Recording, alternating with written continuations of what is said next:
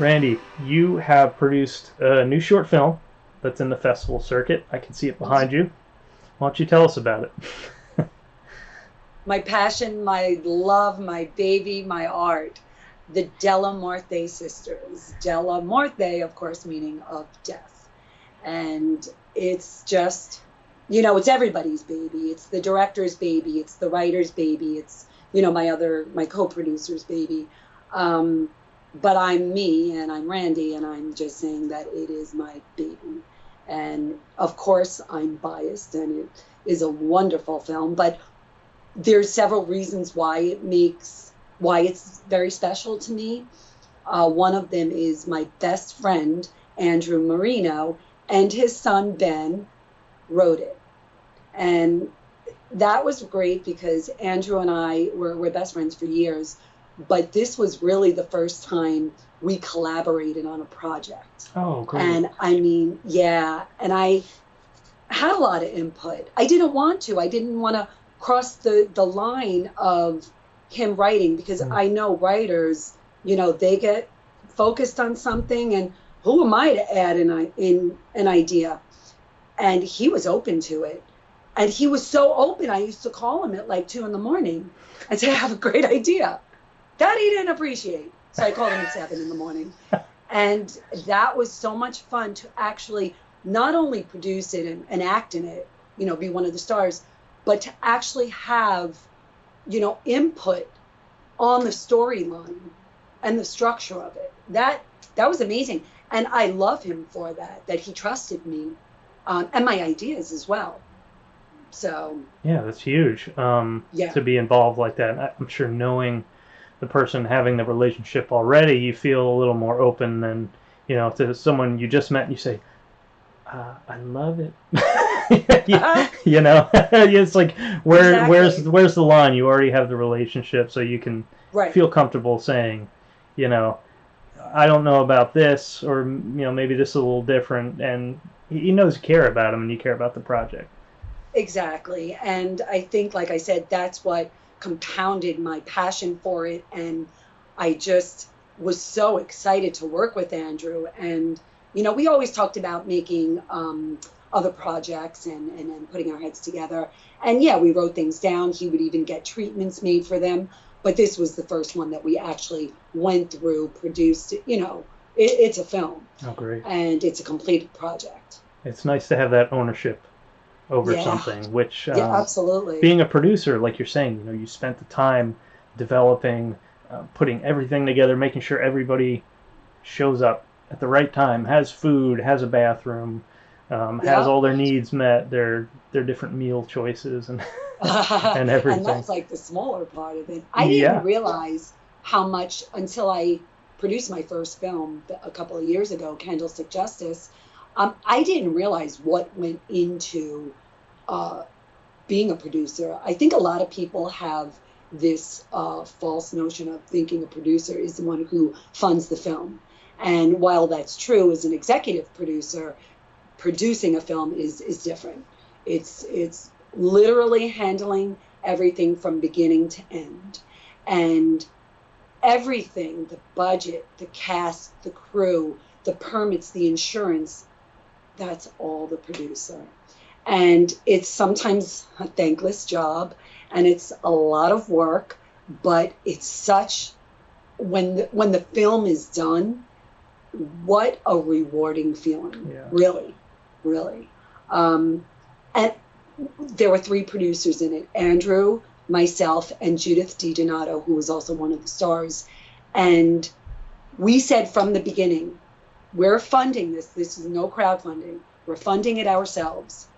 We're going to try to get the best of the best that we can. And, we went, and I did think of you, Andrew. I did think of you. Thank you. But we went to a level that I never thought that we would even go to. Great. My DP was Leland Crane, and a master of his craft. And he does a lot of network shows, films, Hollywood films, and I never thought that we would get him. Right. Andrew saw his reel and said, I want Leland. And I was like, really? You're going to pay for this? And they work with you because they're so used to working on Hollywood films or network shows. I don't think or as Leland explained to me, they don't get to be as creative Sure. when they're doing that. So here comes an indie filmmaker, and they get to throw their ideas out, and they have a lot of input. Leland had a lot of input in the shots. And our editor was Megan Costello. She was on the editing team of all these Hollywood movies, Bridesmaids, Guardians of the Galaxy, 21 Jump Street. Yeah, I mean, I was in a world, a universe that I was pretty much pretending that I knew what I was doing. But along the way, because they were so gracious and so giving and so willing to help us understand this level, that I really learned a lot. And I don't just say that lightly. I learned so much from this production of the Della Morte sisters, pre and post production. Wow. And I think that that's going to help me, as in the future as a producer. Oh, of course. Even more.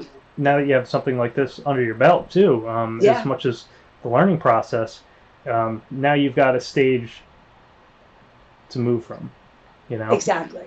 The next thing's going to be better, as the next thing is always better. You take what you learn, and you add some new things, you build onto it, you take a scary step, that you don't know, over the ledge, and exactly. It's a process. It is. It's a process, and I can't wait to get back to it.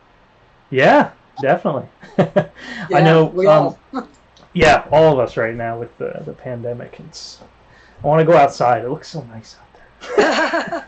You can get out. Social distance, 6 feet, you're good. Yeah, I'll be all right. But yeah, I've got season 2 of my web series that pretty much ready to shoot. Needed a couple locations, but have the actors in place. I was ready to go. I have a TV pilot that kind of shopping around that Good we for shot. You. Yeah, we shot it already. So it's kind of like, okay, not just here's a script, but here's what it could be. Yeah. Or here's what it is. If you want to fund it and we'll make it ourselves. That's another option. That's pretty cool too. So I'm writing more scripts on that. I'm also writing a feature film with Christopher Rangio, who you know. Yes, my buddy Chris. Yeah, so a lot of writing projects and a lot of things I think are going to come out of this that are awesome. Really going to be worthwhile because everybody's had time to think. Well, that's the thing. I mean, during this pandemic, we were so limited to what we can do, and everything was pretty much kept, especially for the first, 8 weeks, where we really were staying inside. Everything's been Zoom.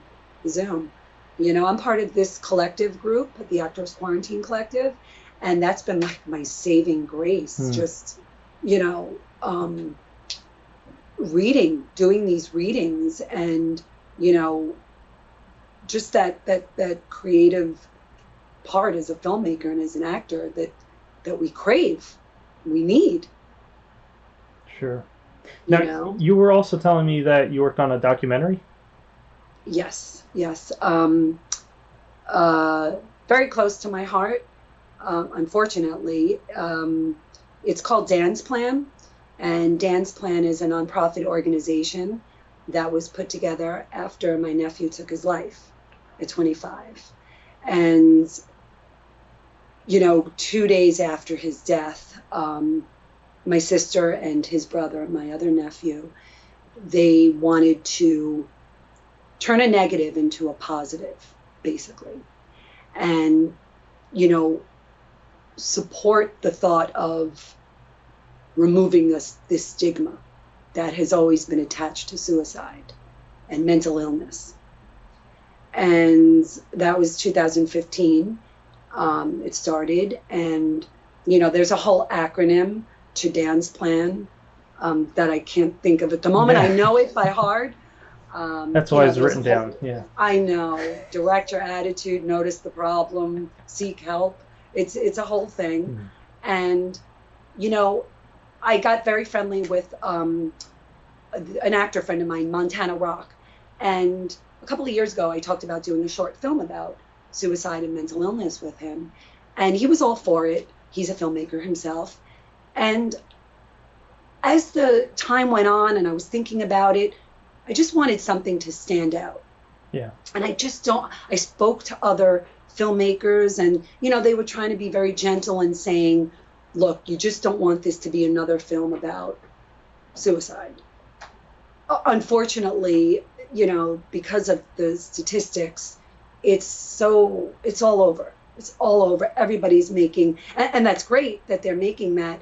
But I guess I just wanted to do something a little different. Mm-hmm. I don't know if somebody suggested it or if I came up with doing a documentary. Talk about no experience with making a documentary. Montana and I talked for a long time before starting it, before deciding what we were going to do. And each year, Dan's Plan holds several events throughout the year, fundraisers.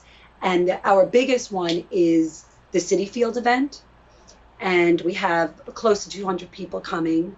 And we hold like a big, barbecue before on the premise. We get to go on the field. City Field gets a big, they take a big picture of us. We have been awarded. We have the Home Plate Award. Last year, we were able to go on the Dan's Plan board members. There's like 8 of them. They were able to go on the field with the big banner. It was a great, we were on the video on the Jumbotron. We have like a 60-second clip about, Dan's Plan and seek help and, just suicide prevention. So we decided to start the documentary on the day of the City Field event. Oh, nice. So it's talking about mental illness and suicide prevention, but I wanted to get the word out. I wanted to spread the word of what Dan's Plan was really about, and take a trip with us on this, to City Field, which is our biggest event, like I mentioned. And everybody was just amazing. We did the interviews with as many people as we can. And, I also went back to his high school. I interviewed his baseball and football coach. I went to the restaurant that he worked at, interviewed his employer who also felt that Dan was like his adopted son. And it's a very hard video to watch, especially for Dan's family and friends. But I think there's such positivity in it. If you're feeling something or you're not feeling something, and there are people out there that care and they want to help you, and we're all in this together, really. So that's pretty much it. So we just got accepted into our first festival. All right. It was right. the first one I submitted to, and we got into it, Long Island International Film Expo, and I'm so excited. It's sad, but it's like bittersweet sad, but it's exciting because people will be watching it, and that's spreading the word. It's what it's about. Yeah, and I mean, as tragic as some of the circumstances and topics documentaries can cover, to be able to bring something that might help someone in the future is... Well, that's the thing. We always say, yes, if you can help one person, one family, we've done something. And I just have to shout out to Montana Rock, who just really worked with me and the Dan's Plan board in such a compassionate way, sensitive, and he actually edited it. So, and I helped him. He gets mad, but I did help him. Editing is not easy. Oh, no. My goodness, Especially a documentary, so much footage. And there's there's no script. It's like, I got to take this. It's a very creative process. So creative. But Montana said the hardest part of editing was figuring how, because there's a lot of, I'm Italian, there's a lot of Italian people, figuring out how to move, how to edit these people's hands out of the way. Because when we talk, you got to find the humor. So, very funny. Yeah. So how did you guys settle on the hand thing? Just out of curiosity. I don't know. Is editing magic? I don't know. Okay. It looks great. I mean, the final product looks amazing. We're actually we're currently getting a poster made for it. So, I don't know what he did. He's just a magician, that Montana. Made it work. Yeah.